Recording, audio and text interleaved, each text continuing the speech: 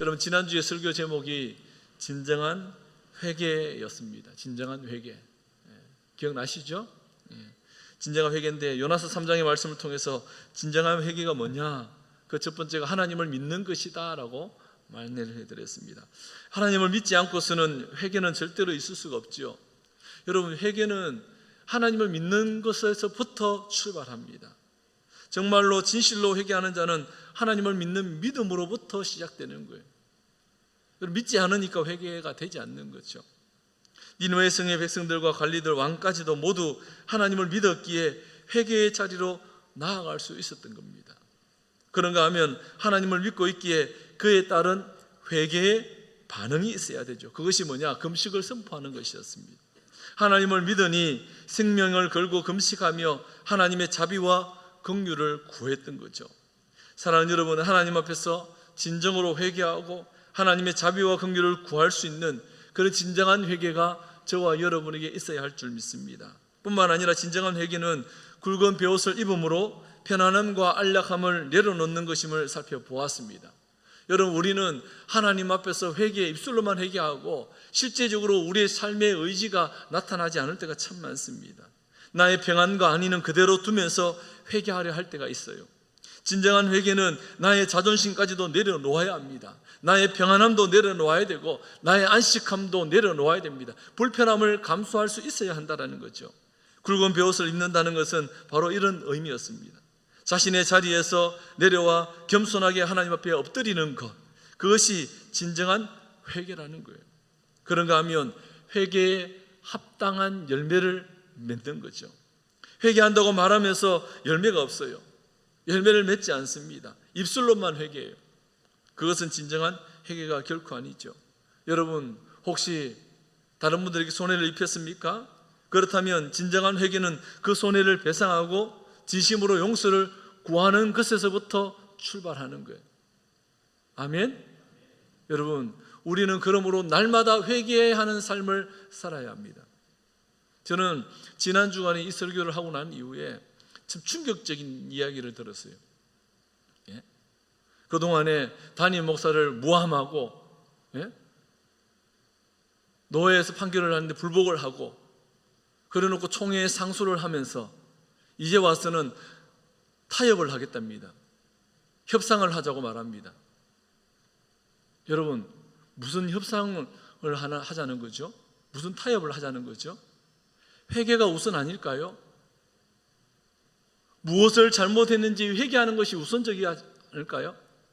하나님 앞에서 회개했다고요?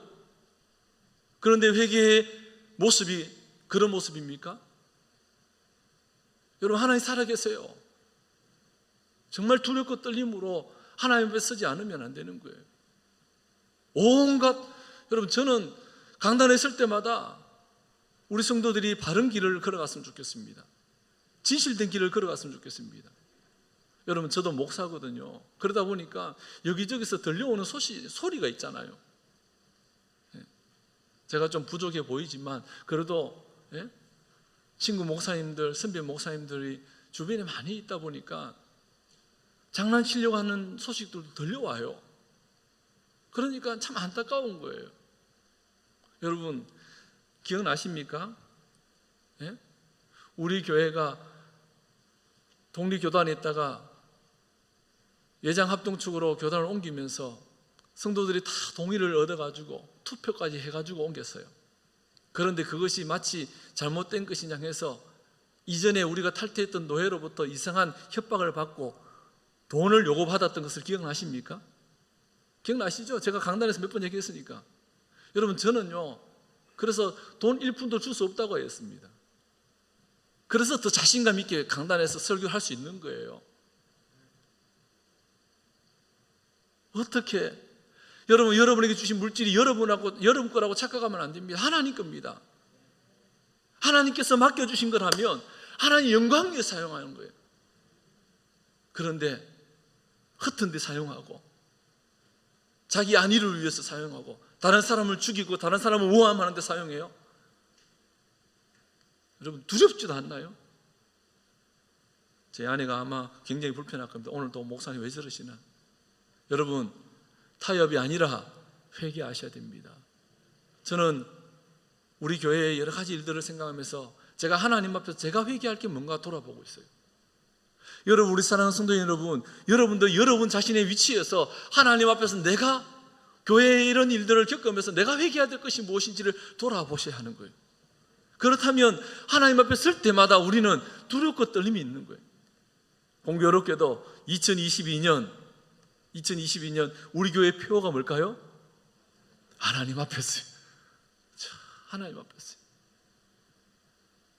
여러분, 하나님 앞에서 우리 자신을 들여다보고 우리 자신을 다시 한번 점검해 보아야 됩니다. 하나님 앞에 서면 떳떳합니까? 아니요. 생각으로도 나도 모르게 우리가 끊임없이 죄의 자리에 갈 때가 얼마나 많습니까? 그것을 잃어버리는 순간 어떤 반응이 일어날까요? 하나님의 베푸신 긍휼과 자비를 잃어버리는 순간, 나에게 베푸신 그 은혜를 잃어버리는 순간 요나와 같은 모습이 나타나지 않을까요? 요나가 회개했거든요. 진심으로 회개했어요. 물고기 뱃속에서 회개하는 그 모습을 보세요. 그런데 요나는 요나서 4장의 1절에 와서는 그런 모습들이 다 사라져버립니다. 여러분, 오늘 설교 제목이 무엇입니까? 싫어하고 썩내는 이유가 무엇입니까? 싫어하고 썩내는 이유가 무엇입니까? 라는 제목이에요. 이 4장의 말씀을 살펴보기에 먼저 요나서 2장과 3장의 내용을 우리가 간략하게 좀 살펴볼 필요가 있습니다.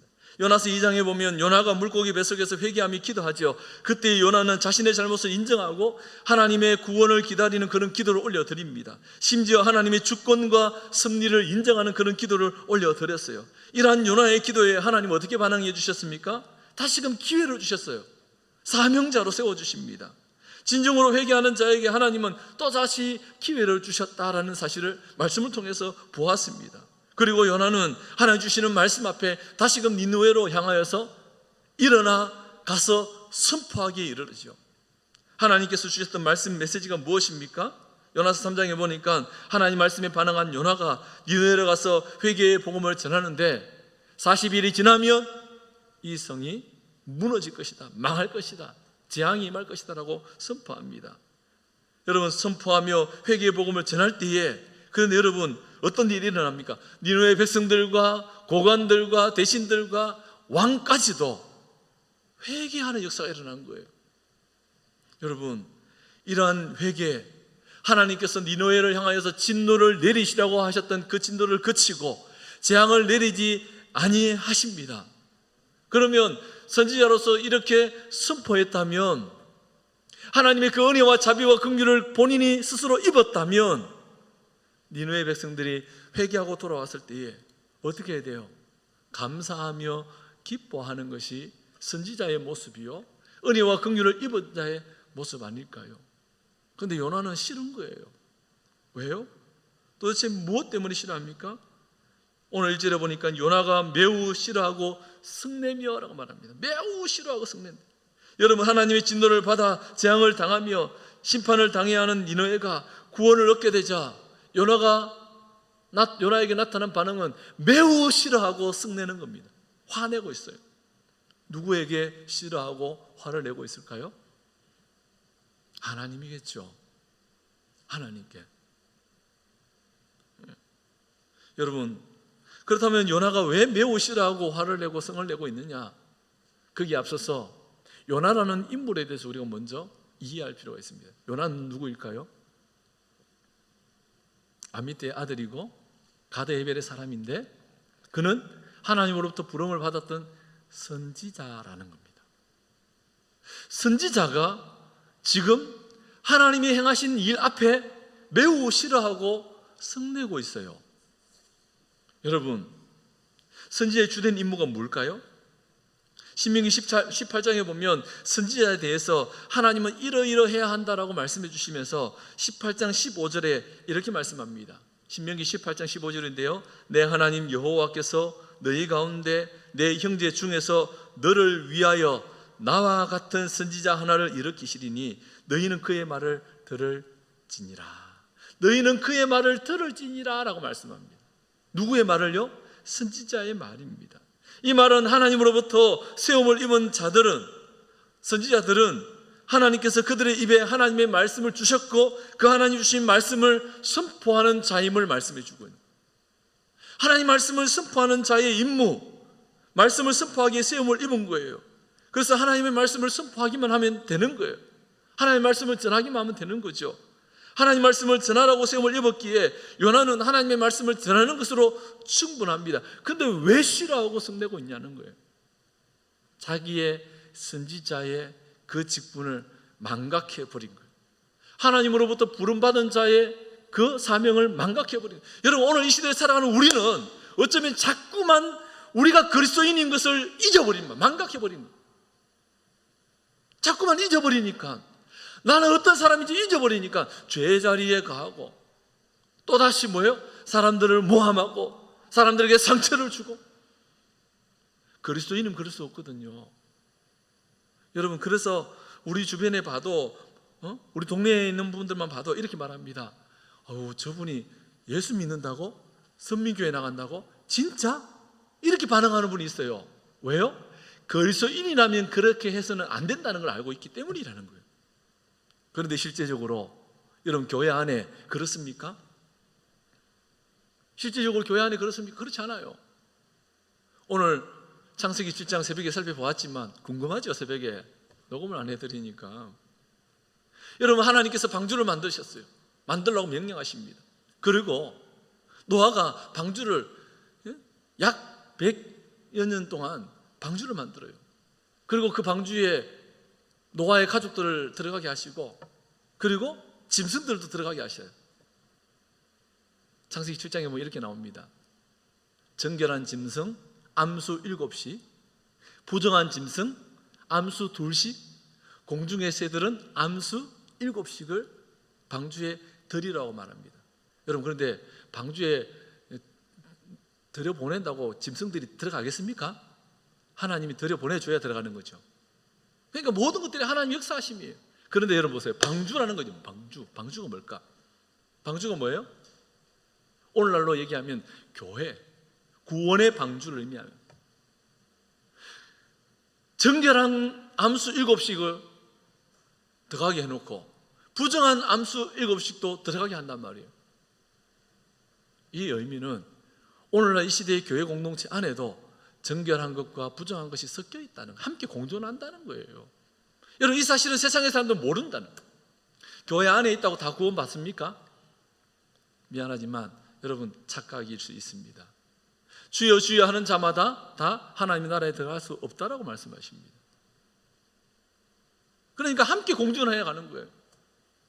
왜? 그렇다면 정결한 짐승 암수 7씩, 부정한 짐승 암수 2씩을 그렇게 함께 공존할 수 있도록 넣었을까요? 좀 반대로 넣으면 안 됩니까? 부정한 거 암수 7씩, 정결한 거 암수 2씩 넣으면 되지 않을까요? 여러분, 하나님의 섭리를 우리는 이해하셔야 돼요. 하나님의 섭리는 뭘까요? 거룩한 것 암수 7씩 있으면 부정한 것 암수 2씩도 거룩한 쪽으로 변화될 수 있다는 전염성이 있는 거예요. 닮아갈 수 있는 거죠. 그런데 부정한 것이 더 많으면요, 그것은 망하는 거예요. 사랑하는 성도 여러분, 우리는 이곳에서 거룩함을 지켜내야 합니다. 그래서 우리 때문에 또 다른 누군가가 선한 영향력이 발휘되어지고 변화되어지고 거룩한 주님의 교회로 세워져 가야 하는 거죠. 여러분, 그러한 면에 있어서 우리는 오늘도 우리에게 주시는 하나님의 말씀 앞에 믿음으로 반응해야 합니다. 이 시대에 여러분, 믿음의 사람들은 마치 하나님의 선지자로 부름받은 그런 믿음의 사람들 아닐까요? 그러기에 하나님께서는 저와 여러분을 향하여서 세상을 향하여 하나님 말씀을 외치라고 말합니다. 외칠 때에 여러분, 가끔씩 여러분 어떤 마음이 듭니까? 저 사람은 절대로 주께로 돌아오면 안 되는데 그럼에도 어쩔 수 없이 말씀을 전할 때도 있지요. 그런 거 없습니까? 여러분, 그런데 그분들이 정말 회개하고 하나님께 돌아오면 우리의 반응이 어떠할까요? 요나처럼 그렇게 행동하고 있지는 않을까요? 여러분, 그렇다면 요나는 왜 매우 싫어하고 성을 내고 있습니까? 도대체 무슨 이유입니까? 여러분, 이 본문의 말씀을 통해서 우리는 우리의 모습을 좀 들여다보았으면 좋겠습니다. 요나와 선지자와 같이 하나님 말씀하시니까 억지로 순종해 가죠. 할 수 없이 순종했는데 정말 하나님이 기뻐하시는 일이 일어나니까 내 생각하고 좀 다르니까 그때부터 불평하고 원망하고. 여러분, 요나 선지자가 물고기 뱃속에서 회개하며 기도했던 것이 진심이 아니었던 건 아니에요. 그렇죠? 진심이었어요. 그런데 우리도 마찬가지잖아요. 예수님 믿고 회개하고 눈물을 흘리며 그렇게 주와 복음에 살겠다고 진심 어리게 기도했는데 어느 날 보니까 또 내 마음대로 내 뜻대로 살아가고 있는 모습이 우리의 모습 아닐까요? 우리에게 어려운 일을 당하면 회개하며 눈물로 기도합니다. 그러다가 하나님의 긍휼과 자비가 임하면 금세 우리는 웃으면서 기뻐하며 찬양하죠. 그러다가 다른 사람들이 하나님의 자비와 긍휼을 얻게 되면 시기 질투합니다. 내가 받아야 할 복인데 저 사람이 다 받으니까. 그것이 우리의 모습이에요. 사랑하는 여러분, 정말 우리는 우리의 내면 깊숙이 있는 마음, 나의 마음을 들여다보고 진정으로 하나님이 기뻐하시는 모습으로 세워져 갈 수 있어야 할 줄 믿습니다. 우리나라는 사촌이 땅을 사면 배가 아프다는 이상한 그 속담을 나도 모르게 뼛속 깊이 느끼고 있어서 사촌이 땅을 사면 얼마나 고생했을까 격려해 주지 못하고 오히려 배 아파하는 것이, 그렇지 않아요?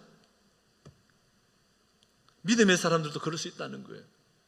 옆에 같이 신앙생활하는 성도님이 정말 눈물로 기도하다가 하나님으로부터 물질의 복도 받고 건강의 복도 받으니까 마치 나는 하나님으로부터 버림받은 것처럼 생각해버리고 축복하지 못하고 요나처럼 매우 싫어하고 성내고 있을 수 있다는 거예요.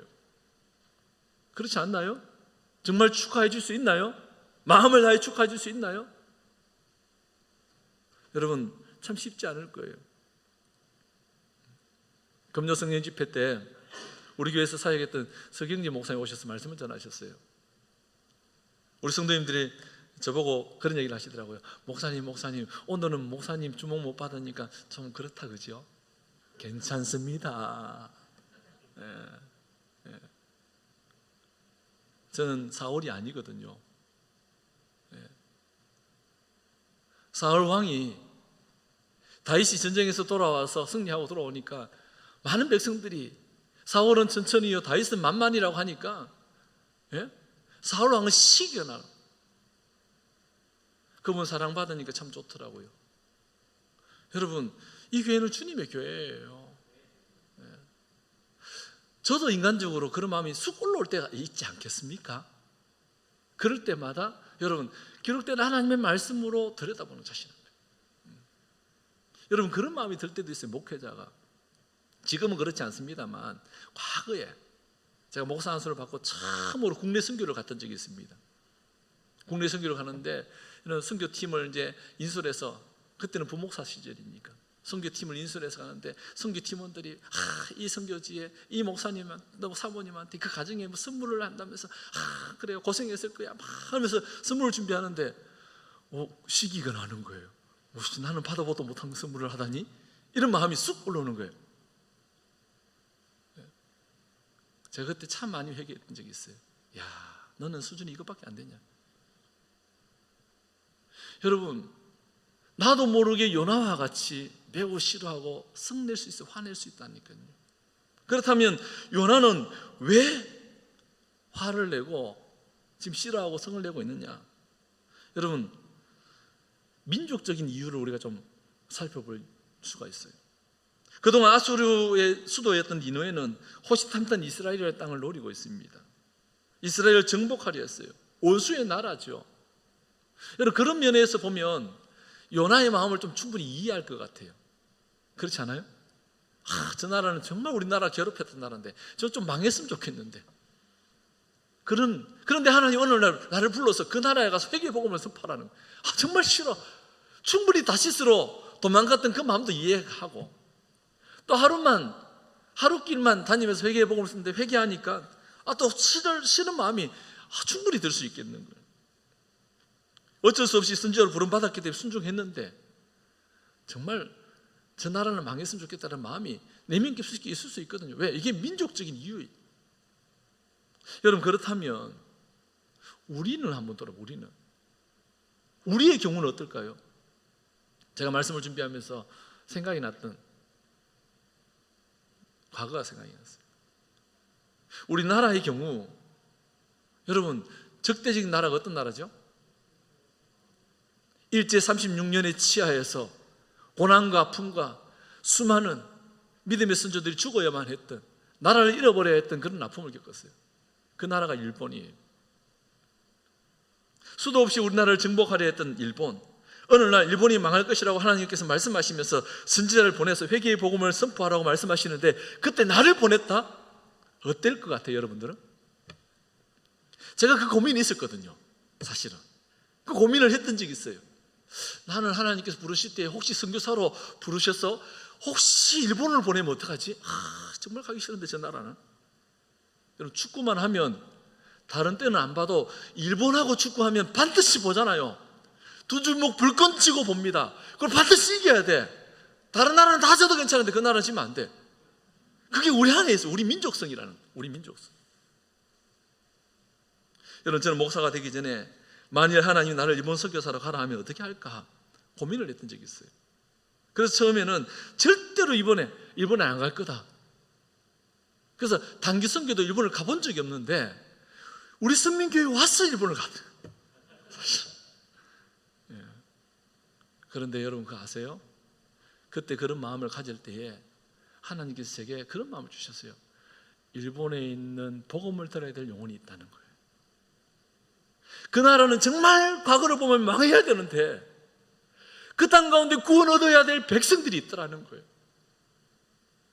여러분, 그것은 우리의 민족적인 이유보다 하나님의 뜻과 하나님의 마음이 훨씬 더 크면 그것을 따라갈 수 있는 것이 선지자요 믿음의 사람의 모습이어야 한다는 거예요.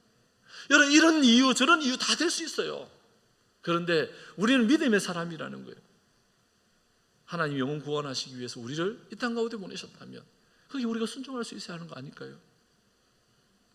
충분히 이유 타당하죠. 뿐만 아니라 요나가 매우 싫어하고 성내는 이유, 두 번째 개인적인 그런 이유로 볼 수가 있어요. 개인적인 이유. 이 개인적인 이유는 열왕기하 14장에 보니까 요나 선지자는 당시에 이름 있는 선지자였습니다. 이미 그 예언이 적중합니다. 여로보암 때에 이스라엘 영토가 회복하되 하맛 어기서부터 아라바 바다까지라고 예언했을 때 그렇게 돼버린 거예요. 여러분, 선지자가 예언한 대로 막 되는 거예요. 그러면 여러분, 선지자의 어깨가 올라간단 말이에요. 자신의 이름도, 여러분 그렇지 않을까요? 그런데 이 선지자가 하나님으로부터 부름받아서 이 니느웨가 멸망할 거라고 외쳤는데 망해줘야 되잖아요. 근데 회개하고 돌이키면 이 선지자로서 이 명성이 땅에 추락을 하거든. 자기의 명성, 자기 이름을 드러내고 싶은 것이 죄본성을 가진 인간의 모습이라는 거예요. 여러분, 그런 생각을 해보니까 충분히 좀 이해가 돼요. 그렇죠? 여러분, 그렇지 않습니까? 여러분들은 이렇게 믿음이 충만하셔서 여러분 이름 드러나지 않고 명성이 좀 땅에 추락해도 괜찮습니까? 그렇지 않잖아요. 반대로 얘기해 볼까요? 여러분, 선민교회 담임 목사인 제가 이 동네에서 명성이 추락하고 이름이 깎이고 있다면 여러분 기분 좋습니까? 안 좋죠? 저는 우리 교우들이 이 지역 사회에서 여러분이 존경받고 사랑받기를 원해요. 이름이 막 드러나서 야, 저분 정말 멋있다 이렇게 그런 얘기가 듣기를 원해요. 근데 그 명성이 추락해. 여러분 매우 싫을 것 같은데요. 저는 충분히 그것도 이해돼요. 그런데 여러분, 요한복음 3장 30절 보니까 세례 요한은 이렇게 고백을 합니다. 그는 흥하여야 하겠고 나는 쇠하여야 하리라. 주는 흥하여야 하겠고 나는 쇠하여야 하리라. 그래서 세례 요한은 주님의 오실 길을 예비했던 선지자였어요. 그래서 이 세례 요한은 어떻게 늘 주님을 앞장 세웁니다. 한마디로 자기 자신은 없다라고. 이것이 선지자의 모습이요, 신자의 믿음의 사람들의 모습이어야 합니다. 참 예수 믿는 사람들은 어떻게 돼? 나는 죽고, 따라하면 나는 죽고 예수로 살자. 여러분, 그게 참 쉽지 않은 거 아니겠어요? 낮아지고 겸손하고. 여러분, 우리는 끊임없이 우리의 이름이 드러나길 원할 때가 많아요. 교회 일을 할 때에도 마찬가지죠. 직장 생활을 할 때에도 마찬가지입니다. 좀 우리의 이름과 명성이 드러나기를 원합니다. 그런데 여러분, 주님의 영광이 드러나야 되지 않을까요? 요나는 매우 싫어하고 성내지 말았어야 하는 거예요. 왜? 자기 이름보다 주의 이름이 드러나야 했기 때문에. 충분히 이해가 되지만 그런 관점에서 우리가 이 본문을 보아야 하는 거예요. 뿐만 아니라 요나 선지자가 매우 싫어하고 성을 내는 이유는 여러분 또 다른 이유가 있을 것 같아요. 어떤 이유일까요? 신학적인 이유예요. 신학적인. 이게 뭐냐 하면 여러분 요나 선지자는 하나님의 자비와 구속을 경험합니다. 그리고 그것을 믿었어요. 특별히 이스라엘이라는 나라는 하나님의 택한 선민백성이라는 그런 사상이 그들의 머릿속에 있어요. 그래서 이방의 나라는 다 구원받지 못하는 그런 백성들이 배타적인 마음들을 가지고 있었던 거예요. 그게 그들이 가지고 있던 사상, 신학이었다. 이러한 생각, 이러한 신학적 관점이 이스라엘 나라를 망치게 한 거예요. 사실은 그렇지 않아요? 이스라엘이라는 이 나라를 하나님께서 선택하신 이유는 너희들만 구원받으러 선택하신 것이 결코 아니에요. 이방의 빛으로 삼기 위해서. 이스라엘이라는 나라를 하나님께서 구원하셔서 역사하심으로 다른 나라들이 보고 다 주께로 돌아오기를 원하셔서 이스라엘 나라를 통로로 사용하신 건데 착각해버린 거예요. 왜? 그들의 생각과 그들의 관점이, 그들의 신학적 생각이, 하나님을 바라보는 그 시각이 잘못되었기 때문에 자기들만 구원받. 여러분 결코 거기 하지 않아요. 여러분 선민교회 교인들만 구원받으면 안 됩니다. 여러분 이 지역에 우리가 연남동에 교회를 세워주셨다면 그 이유가 있다는 거예요. 여러분 시골에 한번 가보세요. 대한민국은 참 그걸 보면 아름답겠죠. 교회들마다 시골에 가장 높은 곳에 세워져 있습니다. 우뚝 다 내려다보게. 왜 그렇게 세워졌을까요? 교회를 중심으로 꼭 발달됩니다. 그 도시가 발달됩니다. 왜 그럴까요? 하나님 역사하심이겠죠. 그렇다면 그 교인들만 구원받는 것이 아니에요. 지역사회를 변화시켜내고, 아멘? 여러분 오늘날 신앙생활하는 많은 성도들이 그런 관점이 있어요. 마치 요나 시대의 이스라엘 백성들처럼, 요나처럼 우리만 구원받았다, 내가 이 교회의 주인이야, 누군가가 오면 그것을 거부하고 머리 몰아내는 거예요. 수용하지 못하는 거예요. 그러다 보니까 여러분 자꾸만 편을 가르기 시작. 네 편, 내 편을 가르기. 참 안타까운 일 아니겠어요? 왜? 그들의 사상과 생각과 관점이 달라버리기 때문이라는. 여러분 우리가 살고 있는 동네에 저 사람은 절대로 교회에 나올 사람이 아니라고, 구원받을 수 있는 사람이 아니라고 그렇게 판단해버린 사람이 있어요, 없어요? 있을 수 있다니까요. 윤리 도덕적으로 저 사람은 절대로 안 돼. 여러분 그래서 우리가 신앙생활 하다가 가끔씩 우리가 받아들일 수 없는, 제자 훈련을 해보니까 그런 얘기 하더라고요. 살인범이 감옥에 갔다가 출소했어요. 예수님 믿겠다고 왔는데 다 거부해버려요. 그럼 우리는 잘못된 사상이, 생각들이 누구든지 수용할 수 있어야 되는데. 여러분 그런데 보십시오. 여기서 우리는 중요한 한 가지를 기억하셔야 됩니다. 누구든지 수용해야 하지만 이단은 수용할 수가 없습니다. 이해되세요? 이단이 와서 복음을 듣고 회개하는 것은 좋아요. 근데 그들이 수용해서 그들이 교회를 무너뜨리게 둘 수는 없는 거예요. 그래서 저는 앞으로 우리 교회를 더 철저하게 검증할 겁니다. 우리 교회에 등록하는 분들은 반드시 가정신방을 받지 않으면 등록을 받지 않을 거예요. 이제는요. 그게 문제가 돼요. 이렇게 보니까 한국 교회의 갈등과 문제의 요소는 여러분 그들의 신앙과 그들의 삶의 모습들을 모르고 그냥 받아들이기 때문에. 적어도 한 구성원의, 공동체의 구성원이 되려면 기본적인 규율을 따라야 되는 거예요. 그래서 올해부터는 더 철저히 등록한다고는 안 돼요. 신방해야 돼요. 신방해. 목사님 만나서 반드시. 하반기에는 지금 여러 가지 지금 양육이 있어서 기도하고 있는데, 하반기에 할지 내년 봄에 할지 지금 대대적인 대신방을 하려고요. 대대적인 대신방을 해서 대신방을 받지 않는 가정들은 일단은 의심을 하고 볼 겁니다. 왜요? 건강한 교회를 세워가야 돼요. 그렇게 기도로 준비하고 있어요. 기도로. 그 가정을 위해서 한 가정 한 가정. 그래서 대대적인 쇄신이 필요해요. 이제는 우리 교회가. 그렇지 않겠습니까? 그래서 정말 여러분 우리가 복음의 수용성을 가지고 이 지역에 있는 사람들을 다 수용할 수 있는 큰 넓은 마음은 필요합니다. 그러나 이단까지 그들이 와서 우리를 공동체를 힘들게 하는 것까지 수용할 수는 없는 거예요. 꼭 기억하셔야 돼요. 요나는 지금 자기 중심적으로 생각하고 판단해버립니다.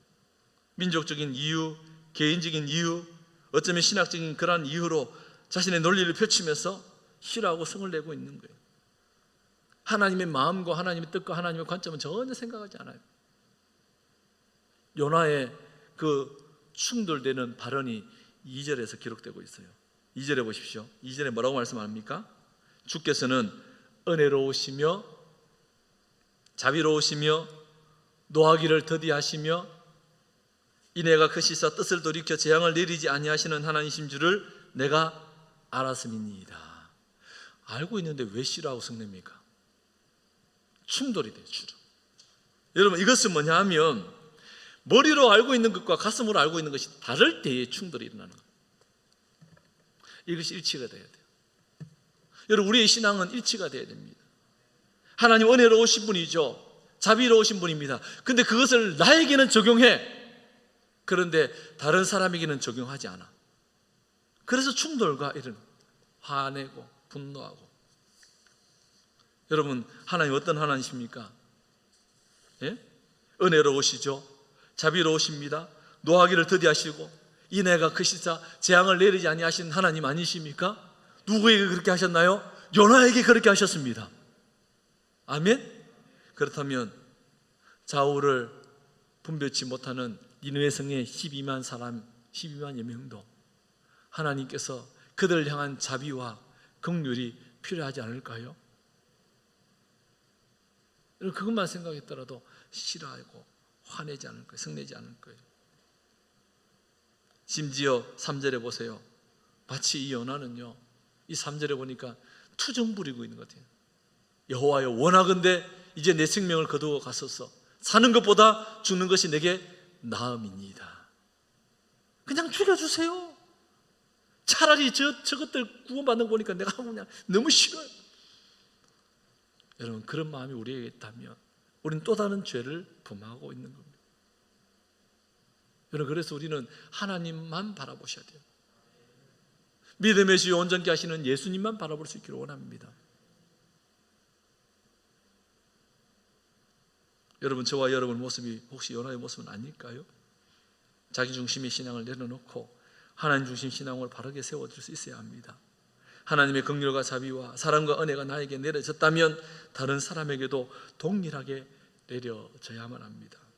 우리에게 건강의 복, 물질의 복이 내려졌다면 다른 사람에게도 그러한 복이 내려져야 하지 않을까요? 어느 순간 우리에게는, 나에게는 관대하지만 다른 사람에게는 관대하지 않고 오히려 시기 질투하는 모습으로 그렇게 신앙생활할 때가 참 많아요. 그러다 보니까 담이 생기고, 그러다 보니까 수용하지 못하고, 그러다 보니까 판단해버리더라고요. 여러분, 오늘 주시는 이 말씀을 깊이 묵상하면서 정말 남은 생애에 하나님이 기뻐하시는 믿음의 사람들로 세워져 갈 수 있기를 원합니다.